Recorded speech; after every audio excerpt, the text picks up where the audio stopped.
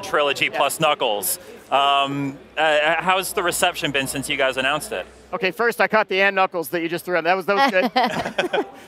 Yeah, this was a game that started off. Oh, here we go. You can see it. This was a game that started off as this idea of what if we did a new Sonic game that looked and played like it came out in the mid-90s. That looked and played, like so it could have come out on the Sega Saturn back in the day. And that was the coolest thing about this is not only is it a really fun game to play and it's very authentic, but the team behind it is also kind of a special story too. Yeah, hardcore Sonic fans working on it, right? Essentially, but more than just fans, they're actually professional developers. And one of the main guys, Christian Whitehead, did the mobile remasters of Sonic CD and Sonic 2 and Sonic 1.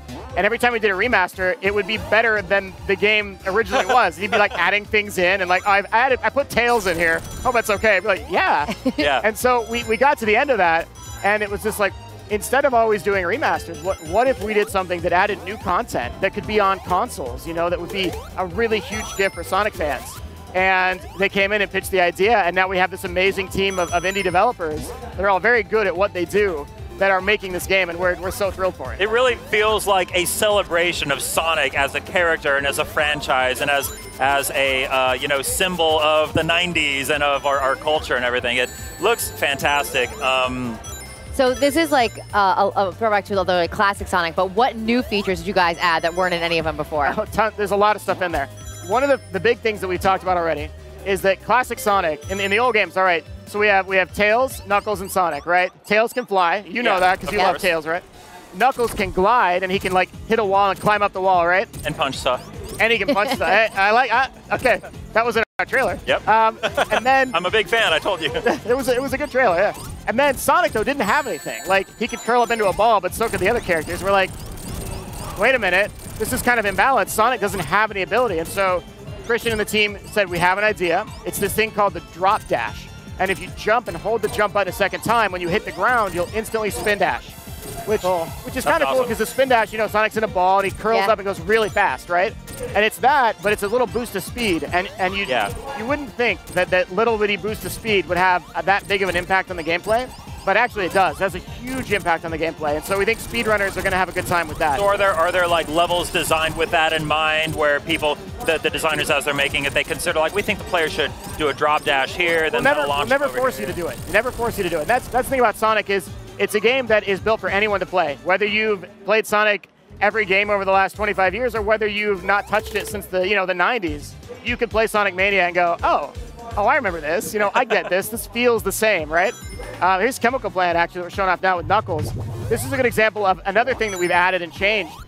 This is a totally new act. This did not exist in Sonic 2. But what you see here are the blue water that was in Sonic 2. Yeah. You can turn it into a gel now in our version of Chemical Plant Act 2, and you can bounce on that. I still have nightmares about drowning in the chemical plant, though. I've told many people here at E3 that if you need a good alarm clock to wake up to, perhaps the best one is the drowning music from Sonic the Hedgehog. That's a good call. You will wake up screaming every morning. Oh my God, it's terrible. Yeah, the sound really is really important in this. I mean, it sounds exactly like it used to. Of course. Did you guys have to like remaster everything and then like, revamp all the tunes, or did you start fresh? All right, this is a cool story too. So I've told you already, that a lot of the developers are big fans of Sonic that are now professionals. Christian, Simon, the team at Pagoda West, those are the key main devs. But the musician is much the same. This is a guy that got his start doing fan remixes of Sonic music on YouTube. Oh, no way. And now he is developing professionally for the game, making the original soundtrack. And his name is T. Lopes. Cool. Yeah, and T is fantastic. He's taken a lot of the original tracks and completely remixed them. He's totally updated them. And then for the new zones that we've got Mirage Saloon, we've got Studiopolis. These are brand new zones that were never seen in a Sonic game or even referenced in most cases. And he's made totally different tracks. And so we're pretty stoked for those. We've put a couple of those on YouTube and given them out to people. Like, listen, the music for Sonic games is almost consistently always really good. Yeah. And T has done a phenomenal job living up to that bar and, in my opinion, even surpassing it. I'm a sucker for great music and games. And Sonic 2 is one of the best gaming soundtracks of all time. So I'm super excited. So this game is, of course, being made for PlayStation 4, current gen consoles, but it still retains. It looks like they're working within the constraints of the old, the Sega Genesis and older consoles. How closely are they trying to stay within those boundaries, or how are there areas where they're letting themselves kind of go wild with the new hardware? It's interesting. This is a good question. They have kind of limited themselves to a certain extent, and the era they're trying not to go past is around that mid to late 90s era, but before the 128-bit. This is, we're talking like, you know, the 32-bit like Sonic CD area. Exactly. Like, yeah. Kind of around that point. Like, what might you have seen? The cool thing is that it was roughly that time that audio started getting really interesting in games, and the audio quality started jumping up from the chip tunes that we were used to something really cool, real instruments, right? And then as far as the rest of the game is concerned, yeah, the graphics, everything you see, it looks a lot like what you might have seen in the ONES, but there's some other little tweaks and things in there that it's actually a little bit better. One of the artists, his name is Tom, the lead artist.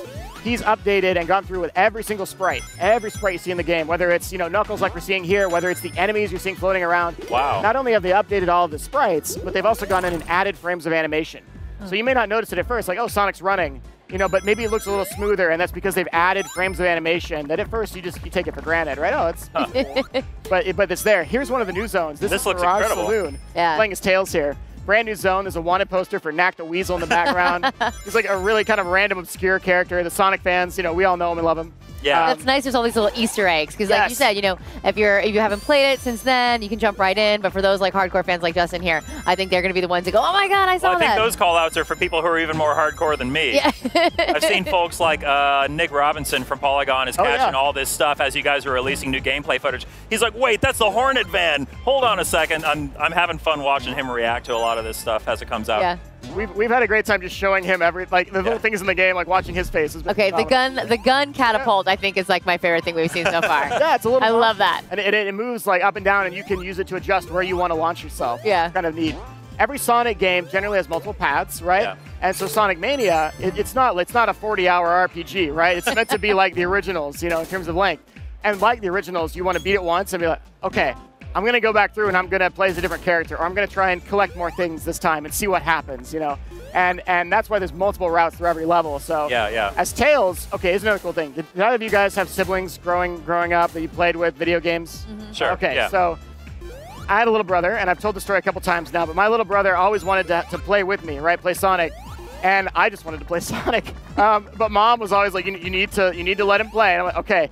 So just like on the old versions of Sonic, you can have a second person pick up a controller and play as Tails. Nice. And Sonic and Tails can run around together, and Tails can fly Sonic around. You can actually like grab on. And so a second player can help out. The reason it's cool in Sonic Mania is that though it might have been really for siblings back in the day, these days it's also kind of a neat tool for parents to use with their children. So, you know, if one generation wants to introduce Sonic to their kids, they can do that playing as Tails or as Sonic and have the other person be there and be influential. It's kind of a cool feature. That's awesome. Well, I'm super excited about Sonic Mania. Meredith, do you have any other questions? Any chance there'll be any like time trial competitions that people can post their scores for? Given that it's Sonic, you know speed is going to be a key element of this game, right? There are still things related to Sonic Mania that we have not talked about yet. The game's coming out really soon. It's only a couple months away, but there's a lot that we have tried to kind of keep secret.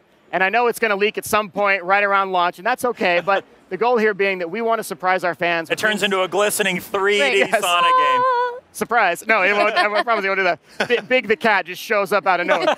No, it's one of those things where the magic of having those moments of surprise, seeing, like getting to the end of Green Hill Zone, and here comes the final boss of Sonic 2 smashing onto the floor, and you're like, this is not the first boss, this is the last boss. Those moments to kind of throw people for a loop are what we want.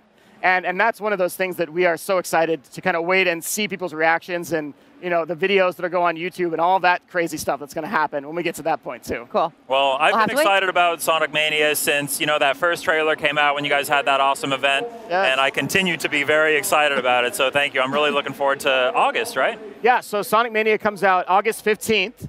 It just went up for pre-order, actually. We have a really nice collector's edition that a lot of us internally at Sega have been spending like the last 8 months of our lives like making sure it is in perfect condition. It looks incredible, and it's a lot bigger than I thought it was going to be too. Yeah, it's not.